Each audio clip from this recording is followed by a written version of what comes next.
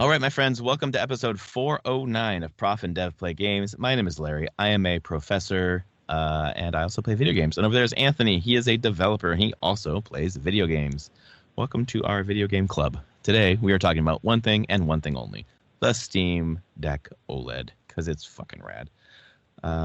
Anthony, you have anything to add to that? No, it is pretty rad. I'm really enjoying it. It's one of those things where I'm like, now that I'm in it, and I'm like, still a computer, still Linux. Yes, I'm like, all right, there are different levels of people I would recommend this device to, having used it now, and where they should feel comfortable with it. If you're just going to stick to Steam, cool, do that. Will likely work all the time for you. As soon as you drop into desktop, oh boy, like you better have some willingness to learn technical chops. I'm curious where you would put me on that list. Person who you recommend. I don't know. I was messing around on the desktop stuff, like installing like Emu Deck, getting Chiaki to work, and I was like, I don't know how much Larry's gonna like doing this, because holy crap is this? I'm like, I can't wait to tell you what happened. It's a little step too far in some ways than you might be comfortable with. Not too far over the line, but it wasn't. Yeah. Well, when we talk about Chiaki, I'll tell you what the fuck happened with me. But yes, I had a feeling that would be your answer, because it's a tinkerer's dream. This thing. Yes. If you're comfortable with it. And yes, for me, I'm like, I'm just gonna mess around. I'm gonna do all this weird stuff, which speaks to when like, what's the first thing I boot up on this thing is Final Fantasy Tactics PSP remake, which looks incredible. Folks. Looks incredible on the screen. Okay. Oh, because the colors just pop. Like everything it pops. The blacks are so black, like just actual they black. Are, man. So you're just like, I'm like, wow, this game looks. It's a PS1 game, and it's running at, I think, at 2 or 3 times resolution. I have to go. EmuDeck set all that stuff up. I don't know what the actual. I think DuckStation is the PSX emulator that they use. I don't know what its specific settings are, but I think it looks at least a 2 or 3 times resolution increase. So still PS1 graphics, done at higher res, but very, very vibrant colors. So yeah, that. I think where you got yours and you're like, I'm firing up a game. I'm like, nope, dropping a desktop. Like, we're going. When you had to put down a Discord, I was like, man, Anthony and I are so fucking different. I downloaded Baldur's Gate 3, realized it was going to take a decade to download, paused it, downloaded Dead Cells, which is quicker, so I could play that while Baldur's Gate 3 was downloading. I just played games. Yeah. I'm like, let's see what this thing can do. Like, let's fucking break this thing. I was like, I don't want to break it the first day. I'll do it the second day. I figured anything that I could do there, I was like, well, if I do break it or mess up the software, I'll just do a factory reset. I haven't lost much. Yeah, that's true. Do it first before I worry about having done everything and being like, crap. I gotta re-download everything. That's a good point, actually. Yeah. Oh, although, you know what? I realized, and you probably know this, when I had my laptop on, and I was fucking Steam Deck, it was like, you want to download whatever game it was, you can just download it from your laptop that's open, just stream it over Wi-Fi and save your bandwidth. I was like, holy fuck, you can do that? Yeah. That's really cool. Yeah, totally can do that. As long as if it's installed, you're logged in on another computer that has it downloaded, totally will work. Hey, look it, using Heroic Launcher and Hades is launched. Oh shit, dude, that's really cool. Yeah, it there it is. Holy crap. So cool. Yeah. So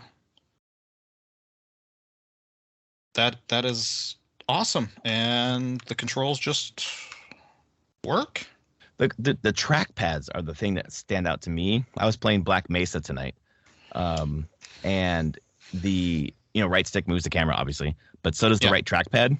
And the right trackpad solves an issue that I've really had with right stick camera movement, where the tension to move the camera, move the stick, is enough that it moves. If I'm trying to move slow, it'll move faster than I want it to, and I have to like recalibrate. But with the trackpad, it's just so much slower and it's so much more I can control it better.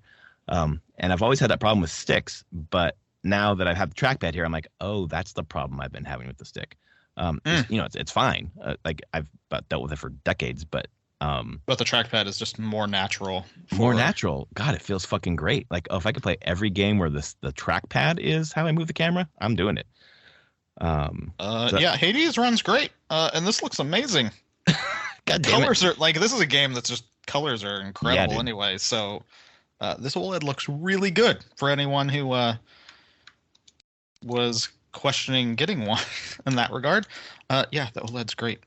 And it's called Heroic Launcher, you said? Yeah, you can desktop. You go to the app Discover application. It's not a start menu. It's Linux's taskbar. Down at the bottom. Mm-hmm. There's a thing where you can search for apps to install. And yeah, it's called Heroic Launcher. And I see here. Oh, you can. Oh, fuck me. It does Epic, GOG, and Amazon games. It does. Cool, because I have a shit ton of games on all three of those.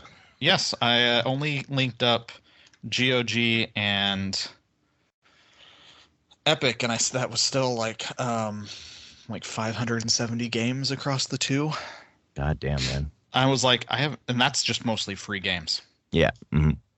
I haven't bought a ton on the other platforms. Yeah, I probably spent like $100-$200 on Epic total. God damn, the screen looks real good. Does Hades doesn't do HDR, does it? I don't know. If you click on the three buttons on the three dots on the side, and for brightness, it should say HDR if it's active, I think. I don't think it is. That was the sad thing. I don't have any HDR games. You don't really? No, no, I don't have any actually. The one that it was like, hey, does HDR was Monster Hunter Rise Sunbreak, and that was only the demo that I have. But so I went to Steam and I was like, there's a little toggle in the Steam Deck library. You can toggle and say, show me by feature HDR what games I have from my library, and none. So there you go. No HDR. Because I read a list yesterday that had games that seems like most people have, but maybe not. I don't know, maybe not. I don't have Ori, that's for sure.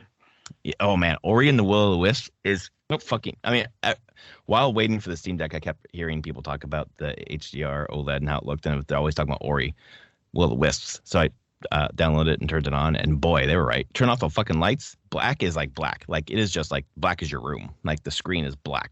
It's not.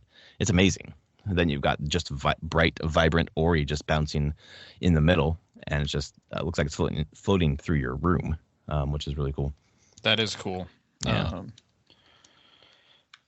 I have, beyond emulation, have actually started playing other things. Where I was just going through my library.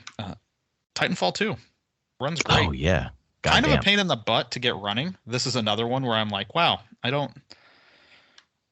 Because of their launcher, the EA launcher, or what? Yeah, you basically how do I have to do that one? This is the complicated thing. I did it inside, installed it in the like game mode.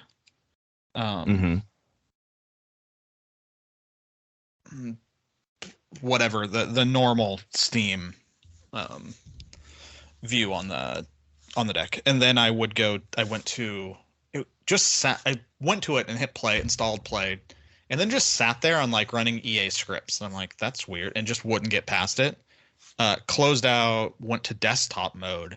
And the Titanfall 2 icon was on the desktop. Mm-hmm. I ran it from that. Oh, that's weird. Outside of it. And the EA launcher then popped up. I was able to get my account logged in and everything. And then get through that whole thing. From there, it did all the pre-installations of everything, the distributables and DirectX, and right. It got there, and then I closed it, and then I went back to Steam, and now it works fine. That's kind of a lot to get it going. It was. I was like, because it's listed in Steam as being playable. Yeah, right. Like technically it is with a little bit of work. Yeah, that was another thing with it where I'm like, okay, if you're going outside of verified games, even ones that are like, I think the only thing it had said on Titanfall 2 was requires outside launcher or something, which normally would just show up. They've done a pretty good job having stuff just show up in the as you're launching the game on the Steam Deck from its normal interface. But this one had issues. And so it's like, okay, once you start venturing out of the verified land, you will start getting into weird stuff sometimes. Yep. The Steam Deck compatibility on this is playable. This game's launcher setup tool may require the touchscreen or virtual keyboard or have difficulty to read text.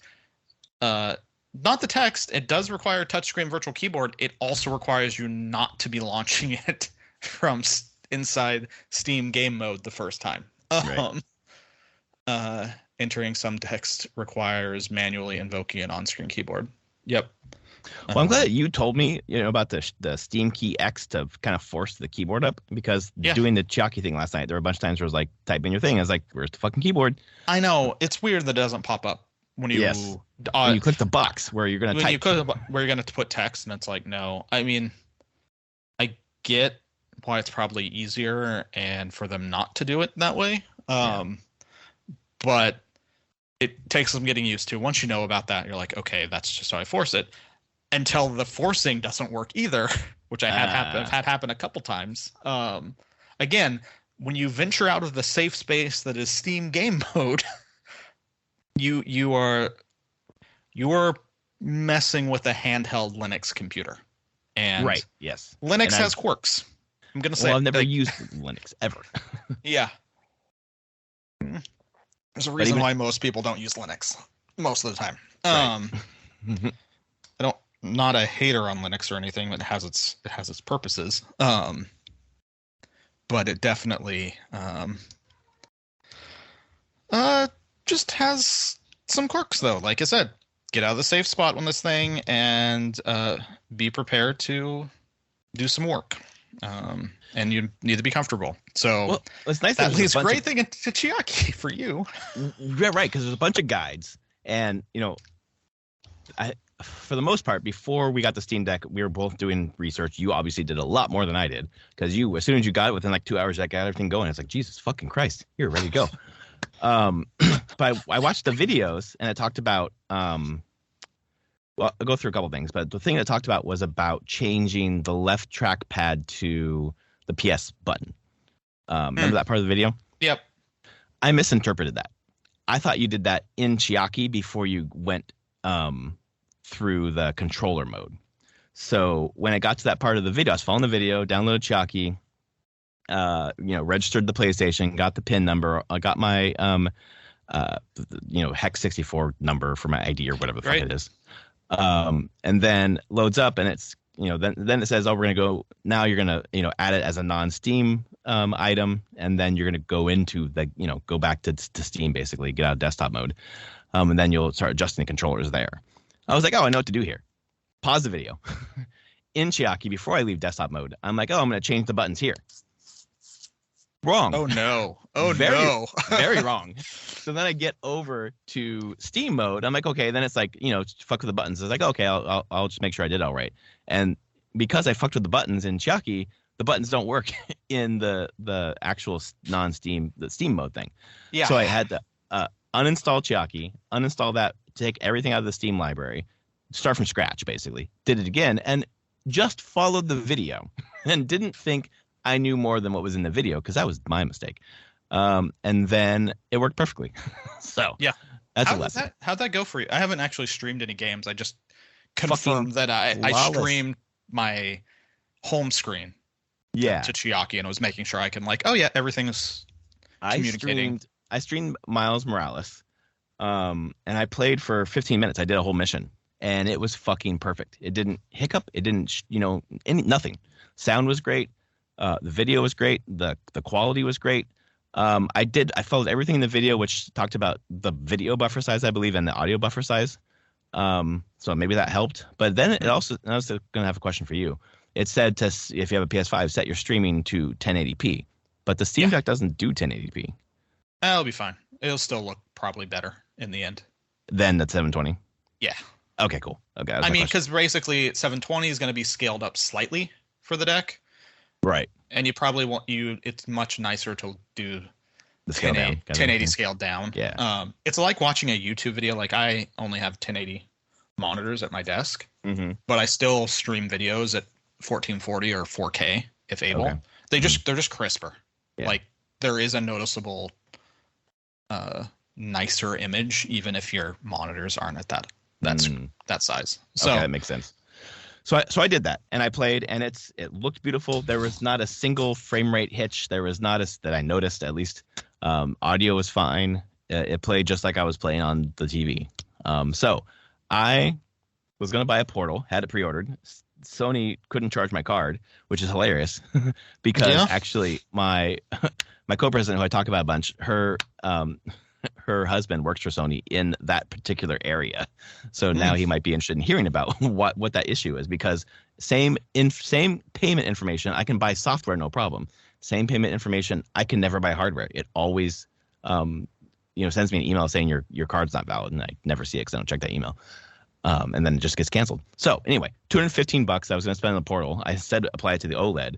So really, I feel like I spent $215 less on the 1 terabyte model.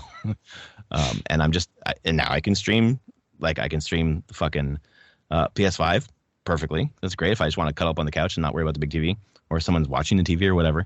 But then apparently now I can, do Xbox on this thing. I can fucking do Epic and GOG, and if I can figure that shit out. If I can, we'll see. Yeah.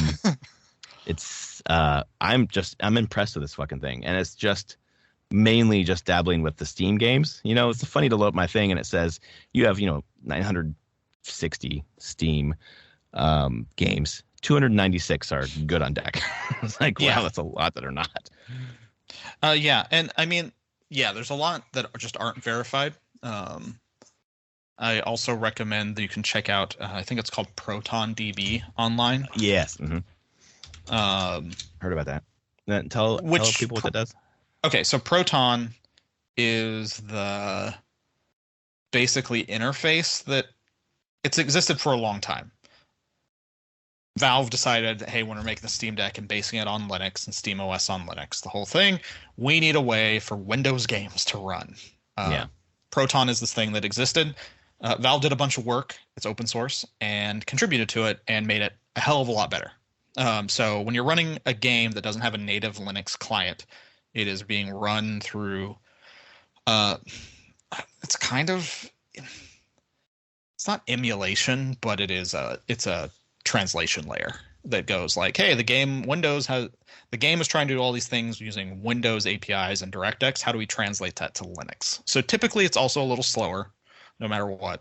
But Valve has helped a lot. Then Proton DB is just a website that's like, hey, here, search for any game that someone has made entry for. Currently they have, I don't know, the biggest number on their main site is games on Proton DB that have been recommended by at least one person is close to 20,000, just over 19.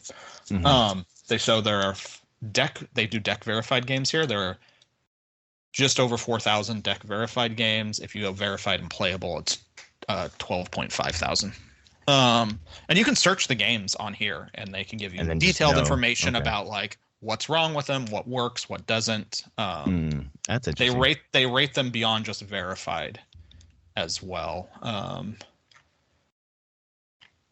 trying to see if I can verified, they do like gold, native. So like Team Fortress 2 is verified and native. It just runs native. It just runs natively on Linux. They're just a client. Right. So then it should run. It should run fine. Exactly the same. No problems. But then you have things like where's a platinum? Sekiro is a platinum, which is it's not on Linux. It's not a Linux native client, but platinum for them means runs perfectly out of the box. You have to do nothing. Okay. Because gold here runs perfectly after tweaks. After tweaks, yes. Interesting. So, hey, Nier Automata is a platinum. Okay. Good to know. Is that on sale this right now? Actually, I don't think it is the thing. I think this is going to be weird with the fall sale. I don't think much of any Square Enix stuff is on sale. Well, this one runs. No, it's not. It's $40 right now.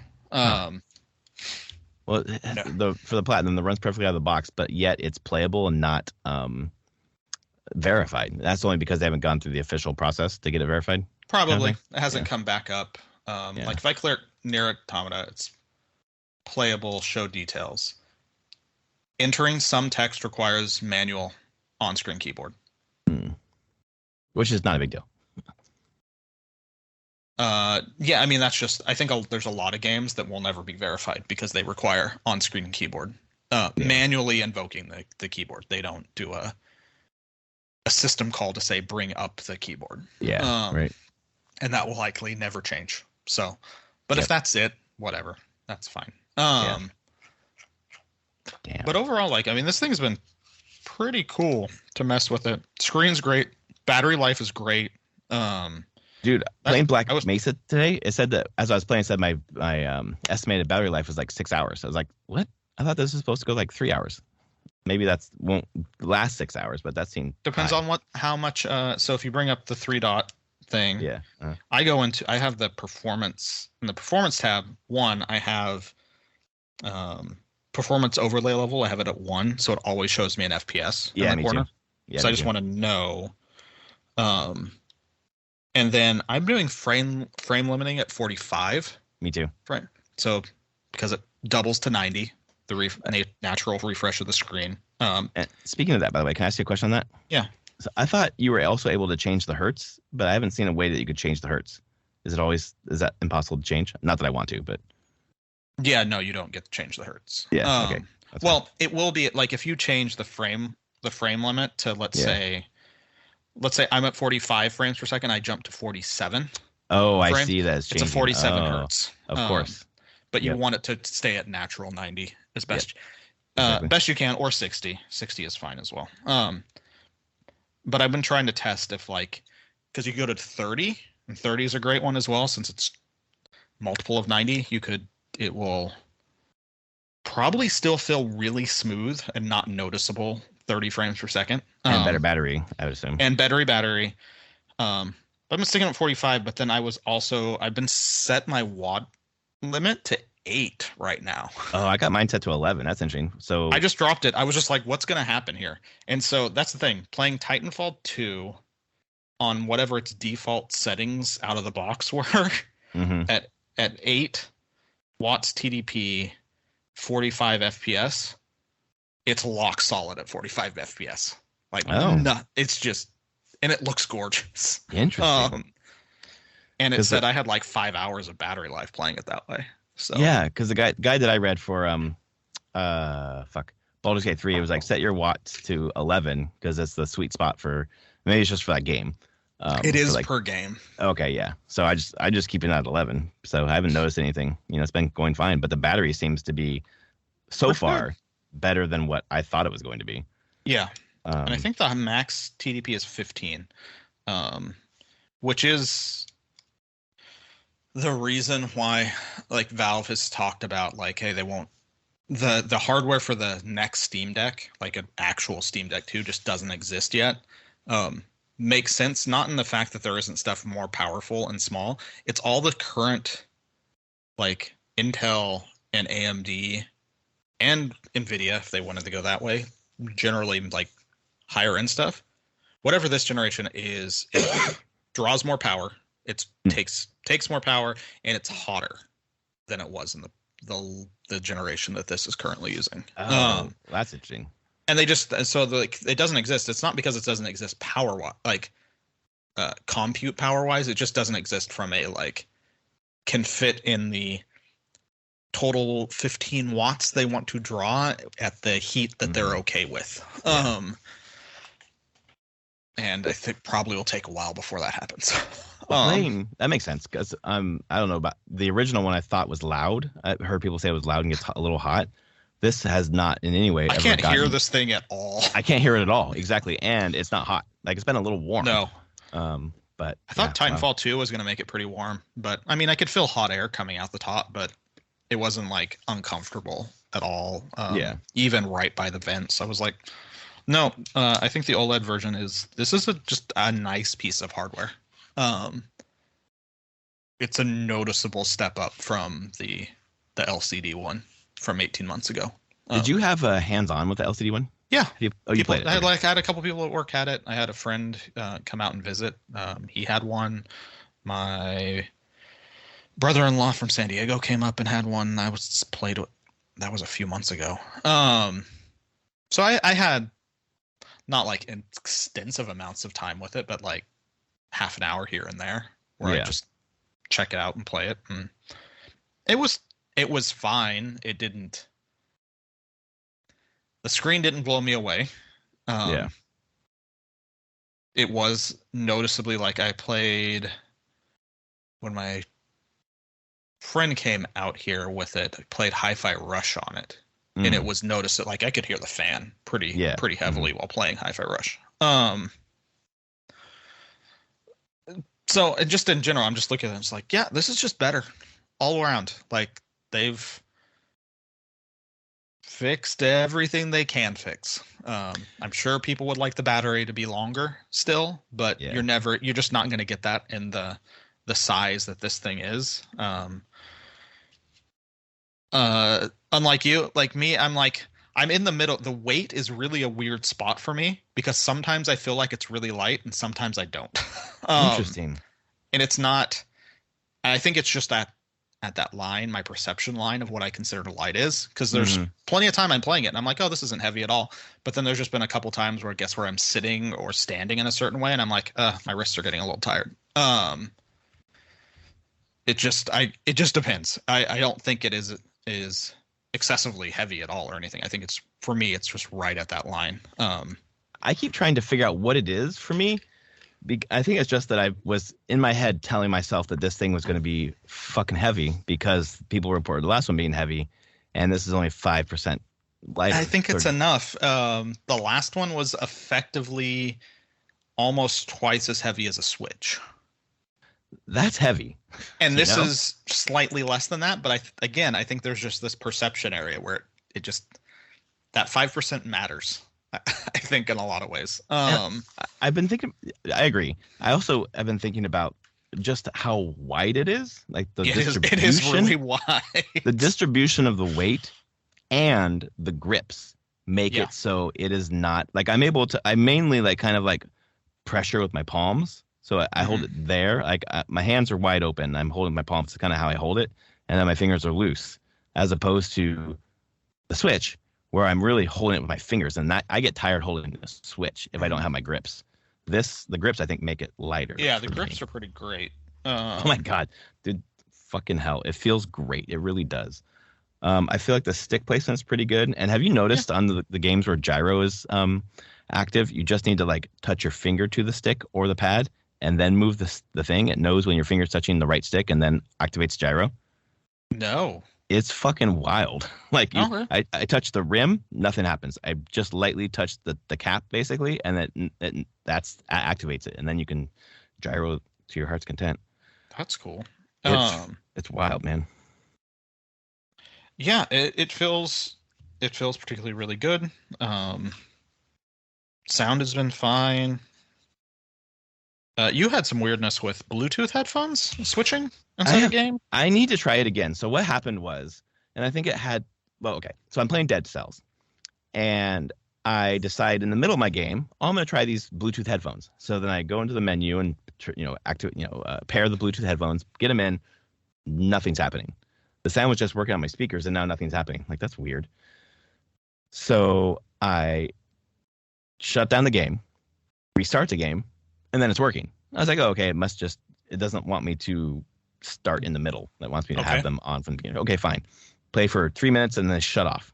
And I was like, these are charged. These work on other things. It's not the earbuds. Something's going on with the game. But the weird thing is when it wasn't working in the game, I would like tab out basically. and the UI, everything, I could hear everything. Like it was connected. The UI was making noises, but the game wasn't. But I haven't tested it again with another game. Maybe I'll do that tonight. So that was a little weird. I tend to use wired, and this has a 3.5 millimeter jack, which is what I'll use anyways. But I haven't been using headphones at all, which is weird. I usually use headphones when I play. I've been playing just with the speakers, and honestly, I think the sound is pretty good on this thing. Yeah. I don't know how you feel I would about agree. that. No, Yeah. I would agree. I haven't like put it through incredible paces, but I played a lot without headphones, and it sounded fine. I'm not. Where are the speakers specifically? Oh, they're in the front because that's probably why it they're in the actually front. sounds good Exactly. because they're firing directly at you. They're not firing down. They're not firing up. Like they actually fire just directly at you. Which is great. Yeah, no issues there. I'm trying to think. I haven't had any problems with the hardware. Yeah, you mentioned that. I will chalk some of the probably weirdness with like connecting Bluetooth and sound, and is Linux again. I assume, yeah. And it's not a super consumer. It's not meant to be a consumer-friendly operating system. That's not what it's built for. Right. And Valve has done a lot of work to make their own distribution work very nicely, as best they can. But still, there are just some things that it's going to take them more time to figure out. How do you feel about the D-pad placement? Have you used the D-pad much? It's fine. Yeah, that's kind of where I'm at too. It's fine. It's not a bad D-pad though. Like it feels good. Yeah, I'd probably want to play a platformer to really suss that out. For me, at least, I just feel like it's a little slick. I don't know. Yeah, but the placement of it is a little, especially there was some stuff that I was needing to use D-pad and like L1, and that was a weird combination. Well, also using Steam button plus up and down the left stick to change, I think it's brightness, is a little bit. I know you have to do that does change brightness. Little claw grip. Yeah, or you either claw grip or you hold it with one hand and do the other. thing. Yeah, that's true. Yeah, there's definitely some Steam button stuff that is weird to me because I get it. Like there's a lot of stuff where it's hold Steam button, press another button, and anything of hold Steam button and press a button on the side as the same Steam button is not something that's that comfortable to do. Yeah, exactly. Which thank God the screenshot is on R1 because I've been taking a lot of screenshots. I'm like, oh, thank God I have an easy way to take screenshots again on a fucking PC game because I play PC games with a controller on my couch like a weirdo. Yeah. So I can't hit fucking print screen button or whatever. So it's really nice. Oh, I was wrong on my games. I thought I had two. I have. Well, that was weird. What was I in that showed me that I had like 900 games? But then I go to all games and it's like 616. That's weird. You should have. Oh, that's weird. It is weird. And I'm like, what? Because 616 is what I expect. I'm like, I just hit B and went out of whatever it had that said 900 and something games. Because I'm at 934 is what I have, and 24 installed. Is it that? Oh, that's the search for games or profiles. So is that stuff adding your non-Steam games? I don't know. In library. Oh, it's all. So it's it also has non-games. Oh, got it. Extra things that I just have. Crazy. Have you messed with the back pedals much? No. I turned them on. I want to. I'm like, yeah. I should use them for something. I turned them on for, God, fuck, what game? I think it was probably Dead Cells, because like, you know, the face buttons have different things. But I got to take my hand off of dodge on B to hit Y to do a special move or whatever. So I just put it on did the thing where it just mirrors the back paddles to your face buttons, basically. And it just felt really comfortable, really nice. I haven't been a big fan of back paddles, mainly because I have like aim controllers that are like I don't know, the paddles are like really this long stick kind of thing, and they feel weird. This one's just like my hands are normally there; they just rest there, and so it's easier just to click. Yeah. So I'm looking forward to trying Rocket League with these. Yeah. My only worry is I typically don't have anything that has back paddles, so I find myself don't have them mapped to anything, but I find myself accidentally clicking them pretty constantly. And I'm like, oh no. Yeah, if you had a map, that would be not so good. Excuse me. Fuck. But yeah, I am generally happy with this, and now I can pretty much play everything I want anywhere that I want to. I feel like we have any game that we want at our fucking fingertips, and it's just adding all the other launchers just makes it like more so. Yeah. I'm like, can I consolidate my Switch library into this? That'd be sweet. But no. No, fine. you can't. I have a Switch. I can play it there. Yeah.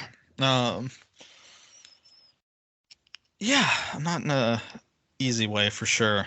But no, this is.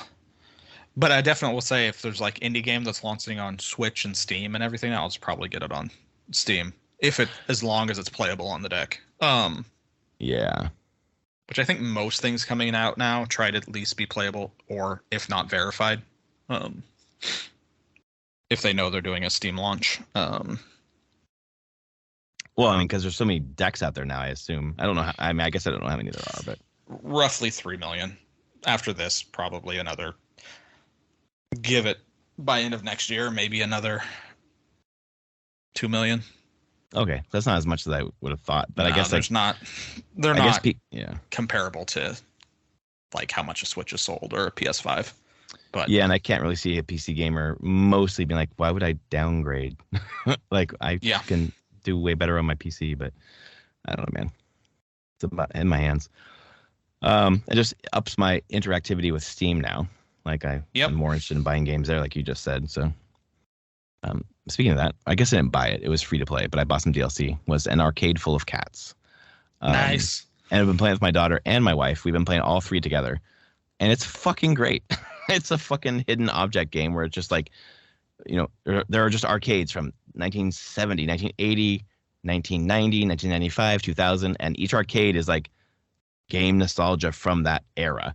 And then they're just cats hidden, and then there are super hidden cats, and then there's a hidden quarter that you can play one of the arcade games and then find more hidden shit.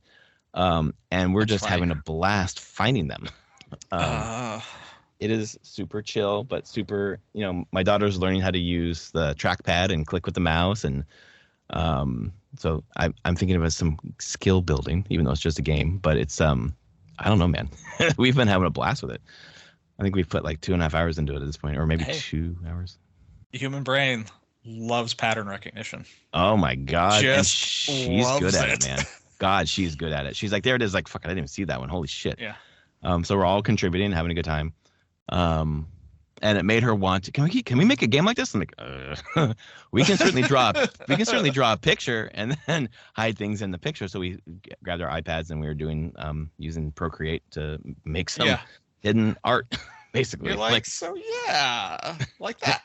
Yep, that's how we do it. I don't know how to make a game, but we can certainly do this.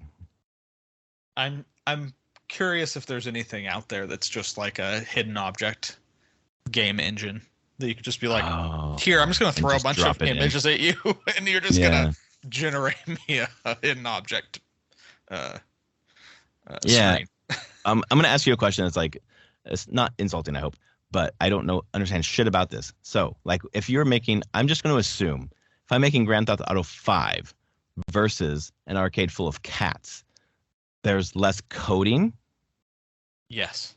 Okay. Like, unless they're doing something significantly wrong with the cat game. Okay. So if someone were to learn, and I'm not doing this, but if someone were to learn to make a game, they could learn to make that game possibly.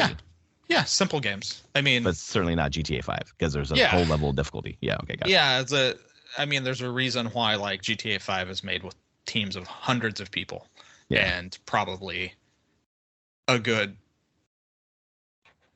I don't know, maybe up to 100 engineers working on it.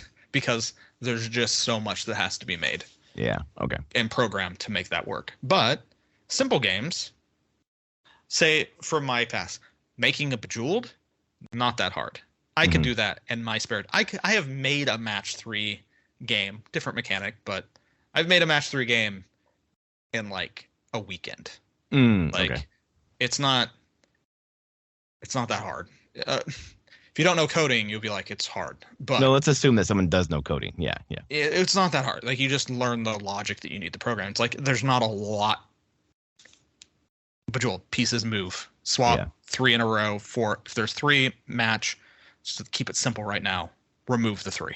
Next, drop new things in. So there's not a whole lot of rules to be programmed in. It's really, programming is mostly about how much rules does the game need. And like GTA 5, you're simulating a city.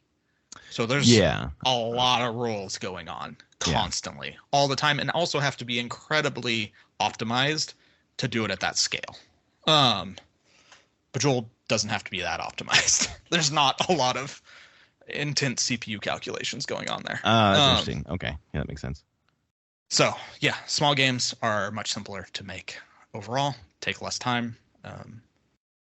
It's a great way to talk about like the last I've had since last Tuesday off. Took some extra time off. And I've just been a good portion of my time. The Steam Deck wasn't arriving. So to pass my time, I was just making fucking game. Oh, really? Yeah, I was just like, I'm just going to make this thing okay. over a few days, and I'm just going to make some shit because I've spent so much time talking and writing stuff that I'm just like, oh, I just actually need to create something. I just am not feeling like I'm creating right now, which happens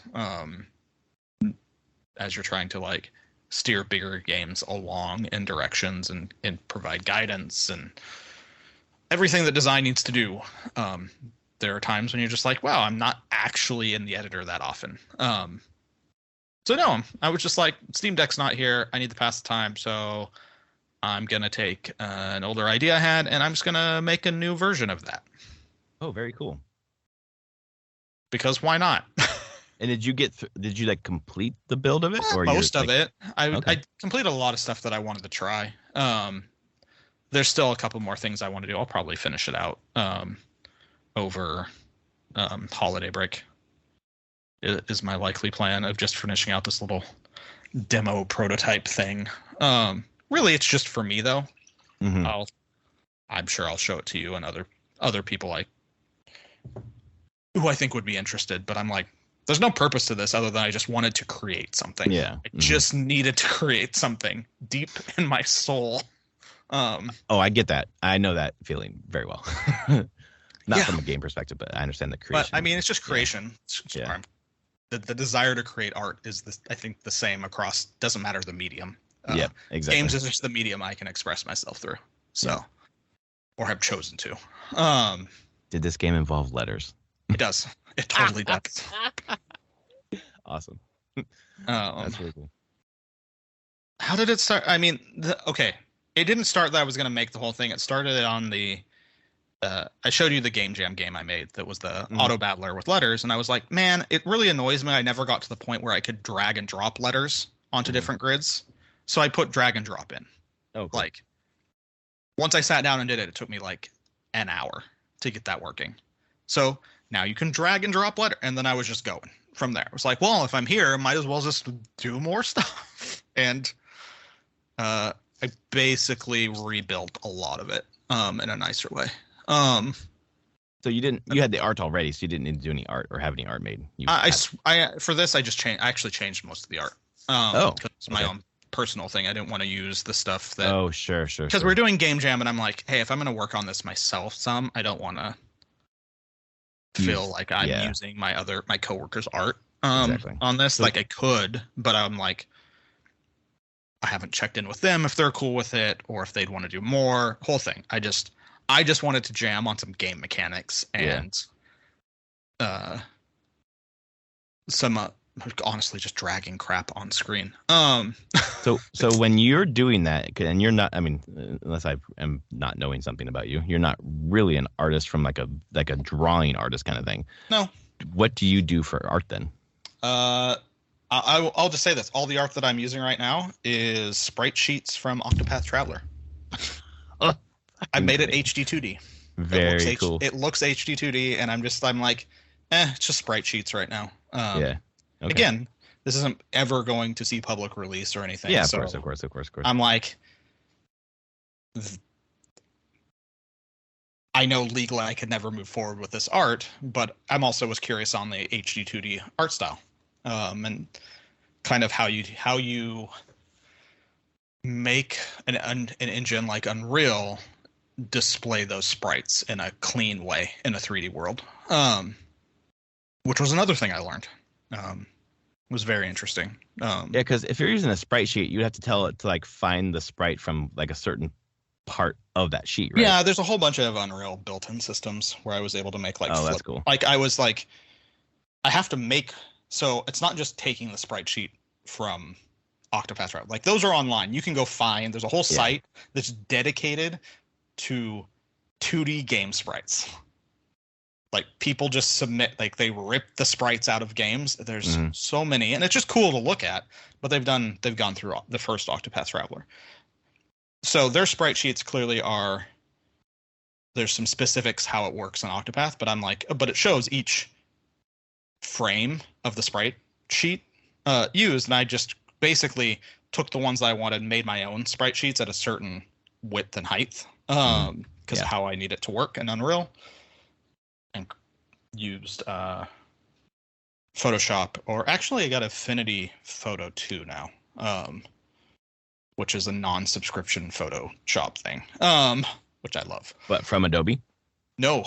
Oh, okay. This is getting rid of Adobe. This is called Affinity is the program. They did a big Black Friday thing. They're basically the biggest, I wouldn't say biggest competitor to Adobe, but they're like, hey, if you don't want to be having to have monthly subscriptions to use your photo, here is a very feature-rich thing, comparable to Photoshop and InDesign and Publisher, where you just pay a one-time fee. That's it. I just bought it, and they Black Friday 40% off. It was like $100 for all three. I know a lot of people that use it to do like different indie things because it's just a much more reasonably priced program. That's cool. I know people who are, I mean, DaVinci is free, so it's, free to use, I guess. But people used DaVinci some when they wanted to get away from Adobe. I had not heard of the other one. That's interesting. Yeah, this is the one I heard a lot. And basically it's people do use it for professional work as well. This can match the Adobe products in some ways. I wouldn't say it is as feature rich, but the last version of Adobe that I have is CS3 as Photoshop, and that's what I've used forever. And that was, I think I checked, that was like 2012, 2011. Oh, wow. But it is a version that I had a license for. Like I don't have to pay subscription. It's just a standalone copy of Photoshop that I have. Yeah. And I was like, I don't want an Adobe subscription. I don't want to subscribe to everything in my life. Yes, exactly. Yep. I'm tired of this. And saw this Black Friday deal still going on. And I was like, sure, let's do that. But I use that to make my own sprite sheets, and then use Unreal's tools to bring them in. They have tools inside the Unreal to say like, all right, now extract the individual sprites from this sheet. Yeah. And then I can select those sprites and say, make this an animation, a flip book. Make this one, this set an animation. And you can change timings and the whole thing. So that's fucking cool. I had to learn stuff in Unreal, cool. But no, it's not basic. I had to learn. I had to watch some tutorials and learn what was going on and what I needed to do. Unreal has a lot of built-in things, and I will say it gets me far enough for jamming on a game like this. It would need more work, technical level, if I was going to be like, hey, I want to actually make this game. Yeah. There's just the system that's in place for this in Unreal is, I wouldn't say underdeveloped. They just got it to a certain point where like anyone that wants to do more with it will need to do their own work, and do their own coding and extend the system in different ways. But it works well enough for what I'm trying to do. So we'll just continue on. But yeah, no, I just created. I was like, how did I load that on my Steam Deck? Yeah, wait, how do you load that on your Steam Deck? That'd be cool. I mean, if it's in the desktop mode, I'm pretty sure I could just build a Linux version of the game. Unreal lets me build Linux. That's how that happens. You're not building natively. Yeah, I bet I could just fit the Linux executable binaries and data, send it over, put on a flash drive, and load it onto the deck, and just have it as a separate standalone application. Yeah. I think. I'm going to try it probably at some point. Because that would be really neat. I'm going to say, just to be like, yeah, I made this stupid little game, and now I can play it on my Steam Deck. I think the more important question is, how can I play it on my Steam Deck? Let me figure out. Maybe that's my goal at the end of the holiday. My holiday break is to have my little word battler playable on Steam Deck, and I can just say, here, download this, put it on Steam Deck, put it on there, go to desktop mode and run it from there. I don't think you can add it. I don't know how to add things to... No, you could add it to Steam, because it'd be an application, and then you could just go into the non-game mode Steam from the desktop and say add non-Steam application. Mm-hmm. And then it would show up inside Steam. Yes. So yeah, maybe I'll see how I can do that. That's cool. Because that'd be fun. That would be fun. Then I have to make sure the controls actually work. Yes. And then you'd be like, oh, I have new things to figure out. Yeah. Hey, it's which fine. is always how it goes, I think. Yes. Yep. Changing topics here. That was quite a tangent, but hi.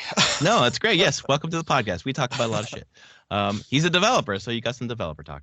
I forgot to talk about Jusant last week, so I want to talk about it now. Jusant is by Don't Nod. It's a climbing game, it's journey-esque kind of. I probably shouldn't say that because people think about the multiplayer component of Journey. It does not have that, but it's just this chill game where you are climbing, and the climbing is the puzzle. Like you have to find where your handholds are, and as you're going along, trying to find how to get up and up and up. There's new mechanics to like open up new pathways for you, or to have plants grow so you can grab them, or to grab these little, light sprites out of the air to get like a super jump to get to a higher ledge or whatever. But the goal is to basically climb up to the top, and kind of as you're climbing up, you're finding letters, and there's a world building about how this place used to be an ocean. Jusant is French for a tide receding. So the game is basically a receding tide. So just shipwrecks everywhere. There's like old docks. There's boats that are just, on land. There's no sign of water. And you're climbing up, kind of just finding out like what happened to the world. And then that's really it. There's 6 chapters, and you're just continually getting up, a little bit more complex climbing, a little more complex mechanics. And then you get to a really interesting, weird ass ending that is very satisfying. And I just had a fucking blast with it. It was about 6 hours total. All right. I played it over the course of like a week and a half. Started with my daughter, and then she's unfortunately a little bit like me, where she'll start something and want to do something else, which I'll get to that in a second too, because it's fucking hilarious. But to me at least. But I beat it, enjoyed it, really had a good time with Jusant, and I'm really glad that game exists. So if you're looking for a chill climbing game, like the thing you should know though is I don't think there was a way to change it, but in terms of accessibility, you climb left L2, R2, L2, R2, L2, R2 the whole game. Okay. So that's how what left L2 is left hand, R2 is right hand. The art style is maybe cell shaded. I don't know. It's kind of similar to cell shaded, where like the big pieces of the face or the hair all one color. Then there's a little bit of shading with another cell kind of thing. Okay. So that's kind of what it looks like. So that is what I've been playing. And then we started Super Mario RPG. My daughter was very excited. Nice. We played it one day. She loved it. And then the next day, the next time we were going to play, I was like, "I'll play Super Mario RPG." She's like, "Yes, can we please play Origami King?" I was like, "What?" She's like, "Yeah," and made me reminded me about Origami King, and I'd like to play that instead. Okay, so we restarted Origami. Yeah, we restarted Origami King for the third time, and she's doing a lot more of the playing now, which is really cool to see. And she remembers a lot of the puzzles, which is interesting because we haven't played it in like a year and a half. And we're already halfway through the game. We just know where everything is now, so we're just like boom, boom, boom, boom, boom, solving the obtuse puzzles. And it's still great. I fucking love this game. It's so good. The writing's good. Now seeing like Mario RPG started everything. Started all Paper Mario. Like it all comes back to Super Mario RPG.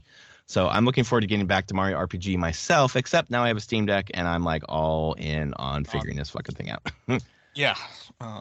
So that's what I've been playing, other than a few bunch of things. Baldur's Gate 3. I got back to it.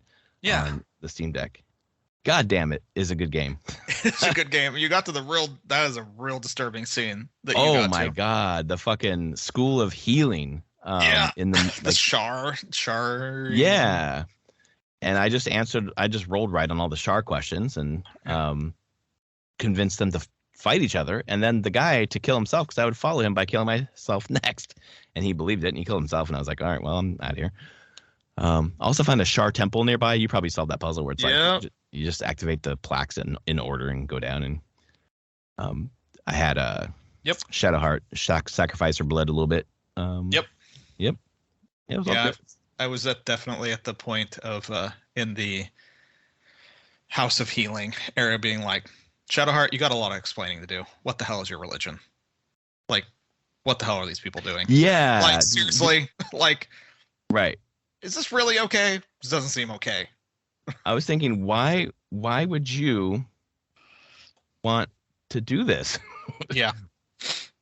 But did you ever get a chance to like ask that? Oh, no. You just, I mean, it's through normal questioning of sure. her with Char and stuff. I mean, like, Char is just not nice at all. No. Seems not. Nope. I think Char is, I don't know. Forgotten Realms, deities. What is Char? Evil something. I'm just like,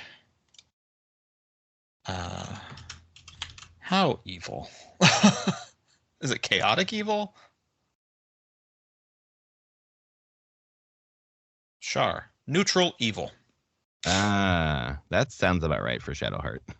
Yeah, neutral evil, and Char and Selune are sisters. And Selune is neutral good. So there you go. That's the chaotic good. Saloon's the chaotic good. Oh, okay. And then Char is neutral evil, but very evil, very much so. But neutral in their dispensing of evil. Doesn't matter who or what. Just be evil. Yeah. That's what it felt like. And I was like, okay, these fuckers need to die. Like, wait, I can convince them to die. I'm not a bard. Can I do this? Oh, I can do this. Oh, great. I only have to use inspiration once. So nice. Felt good. Because I'm not safe scumming. If I fuck up a roll, I just go with it. Obviously, because honestly, their use of inspiration and how it is something in 5th edition that I don't think people, the way that it works in 5th edition, it doesn't get used all that much. Sometime, but the way they use it in Baldur's Gate 3 is fantastic, because it always feels good to be like, I didn't make that roll, but you have ways to mitigate the luck a little bit, at least try. And you're always getting inspiration here and there by just playing the game and making choices. So I've been always very happy with that part of the choice on how they implemented it. It helps me avoid save scumming, which I don't want to do anyways, but it's just like, I don't feel a need to. Nope. You know, I'm still living with the consequences of the last light into the last light or whatever it was called. Oh boy, getting That's decimated. Right. That's all right. So, oh man, I will say though, I did put it down because I switched over to Final Fantasy 16, I think, or I don't remember what I switched over to when I put it down. I can't remember. Maybe it was Mario. But remember when I told you that Thaniel, I couldn't find his fucking ghost, and you're like, use someone who can see invisibility. Yeah. So the quest sends me to that fucking house where the family was, where we had to fight the family, and there's fucking nothing there. I'm there with Karlak, who can see invisibility. There's nothing. I'm like, is this bugged? Did I fuck this up? Like, it's really driving me nuts. You may have screwed it up. It may not be a bug. It may just be. I don't know at this point. Okay, so I'm just gonna like forget about it and move on, because it's just like my completionist sense is just like, I can't finish this game now. But I will. I think. Yeah, you can just ignore it and move along. Yeah, that's what I'm planning to do. Anything else you've been playing?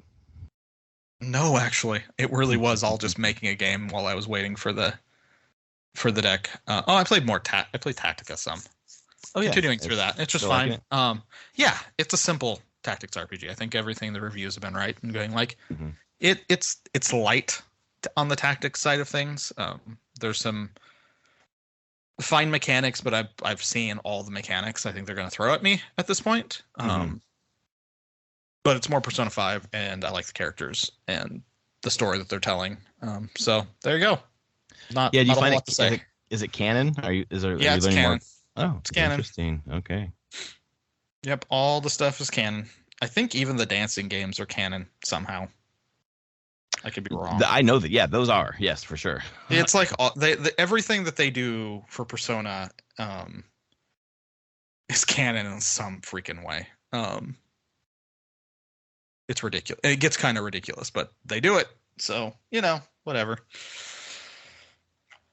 But that's some stuff that I'm going to actually, when we give games to try on emulation, is Persona 2. Oh. Because they're redoing 3, but not 2. They are. It was a PS1 game, and there was actually 2 of them, a duology, but one of them didn't come out in the US until much later. But I'm very curious. Is 2 where you fight Hitler? Oh God! What the fuck? I think you actually fight, like, straight up destroy Hitler. Okay, well, I'm or like a personification of Hitler in whatever weird universe. I don't know if that. Yeah. Yep. You can kill Hitler. Yeah, the Fuhrer. Yeah, you get to kill Hitler, an antagonist in Persona 2. So you get to actually kill Hitler in the game. So that's wild. It is. I'm like, let's see how this goes. That's also a Wolfenstein thing, isn't it? There's a wolf. Yeah, that was all part of Wolfenstein. That's for sure. Oh boy. So yeah, ton to play. I'll be playing a bunch on my Steam Deck over the next week, just trying things out. I have a lot to figure out. Yeah, like the Steam Deck itself. The Steam Deck feels like a game itself. Getting all this shit to work. It does.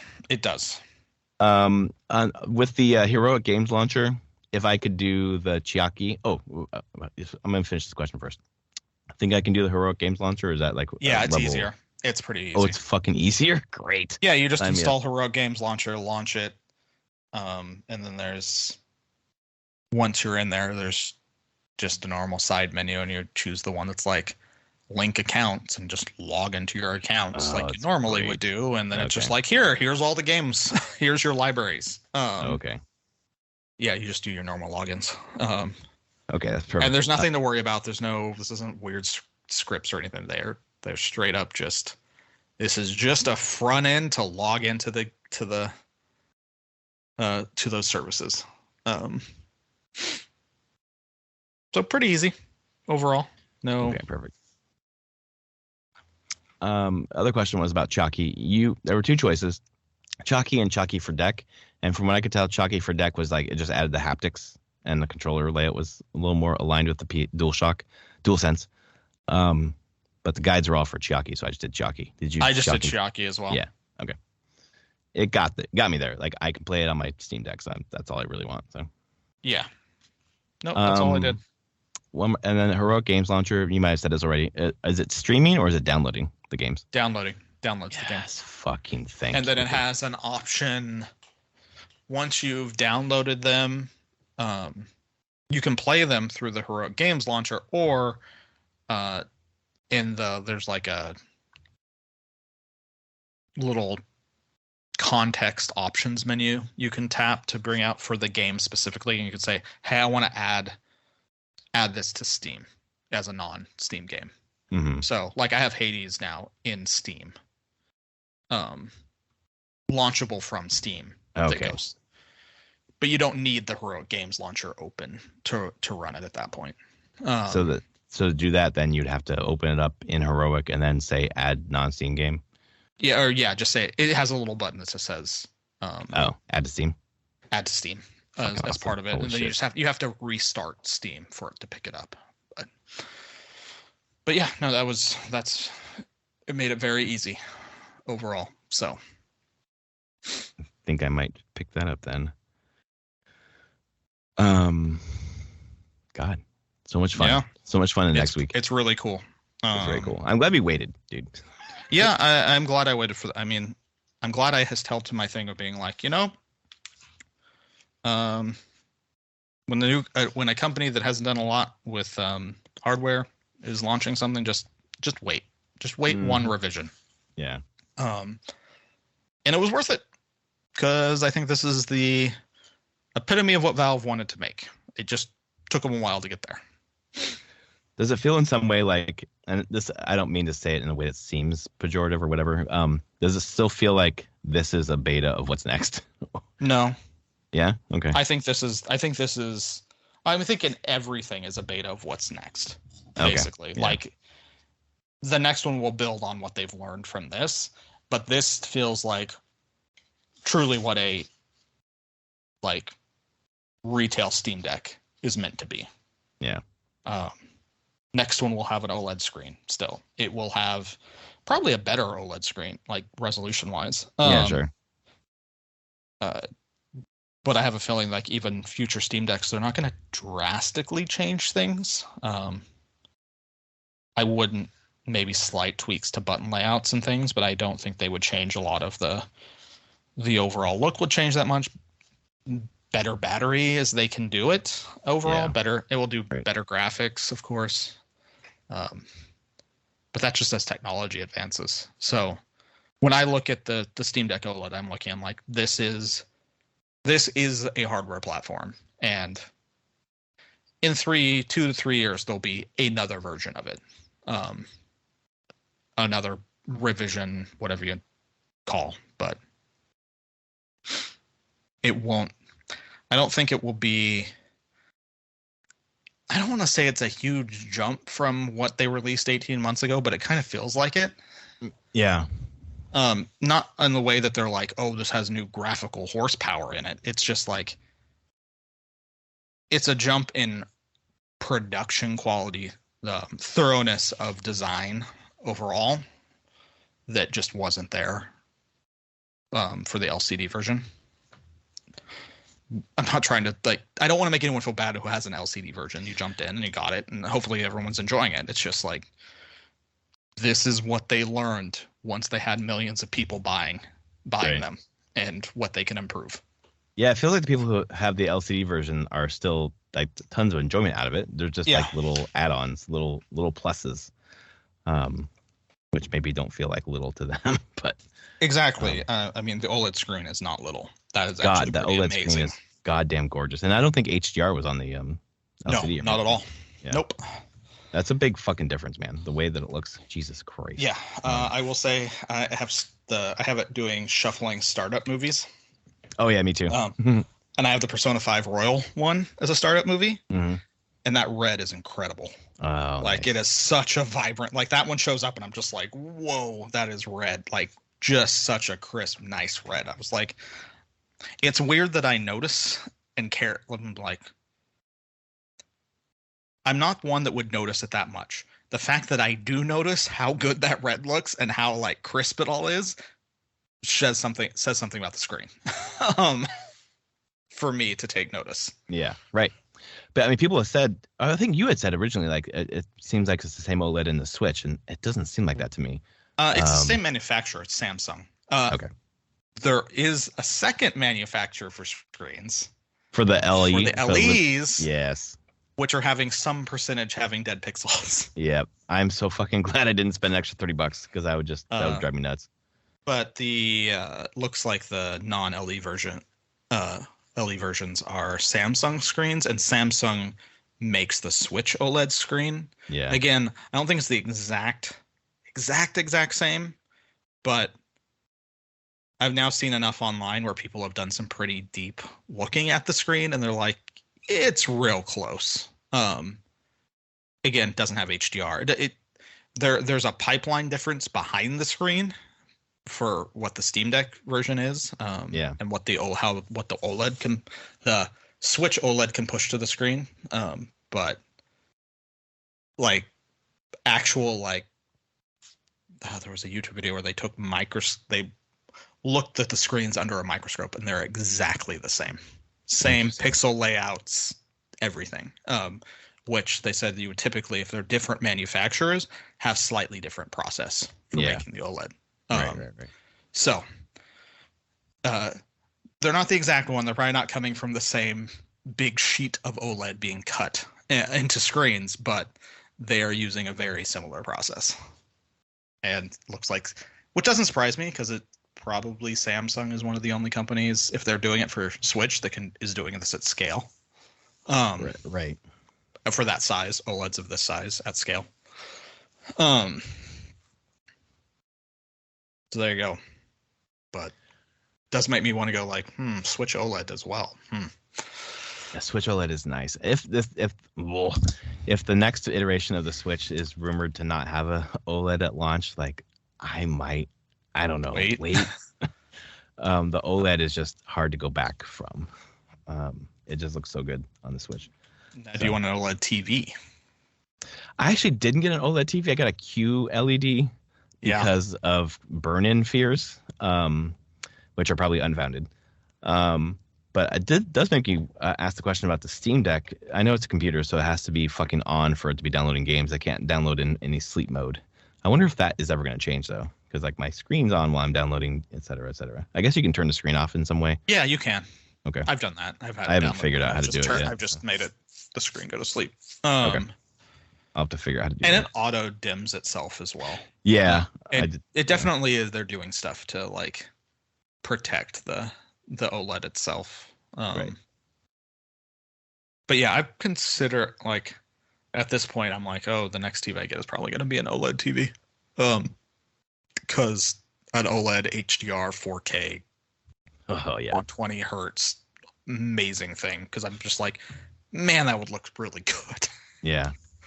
And our TV, it's QLED, but it's fucking, it's fucking gorgeous. It's still, even now, when we first got it, obviously there's a huge change. Yeah. And everything changed. I can fucking read the screen. I can play games fucking 25 feet away, and it's all good. But even now, it's been months and months and months now, and I'm still this thing is the best. Why did I wait so long? This has changed to everything. So, yeah, it's very nice. Oh, man. Well, cool. All right. Well, that was episode 409 of Prof and Dev Play Games. If you like it, please rate us on your podcast service of choice. And we will be back next week maybe we'll do some predictions for the Game Awards, both announcements and awards. We'll see how that goes. Yeah. And predictions if anyone's going to rush the stage on a Keeley event. Oh, no. Yeah. Hopefully they have security this time. Yeah. Of some sort. So tackle the person before they get up there. Just do it. Yeah, exactly. Yep. Take them down. All right, folks. Thanks so much, and we will see you next week. Later, everyone.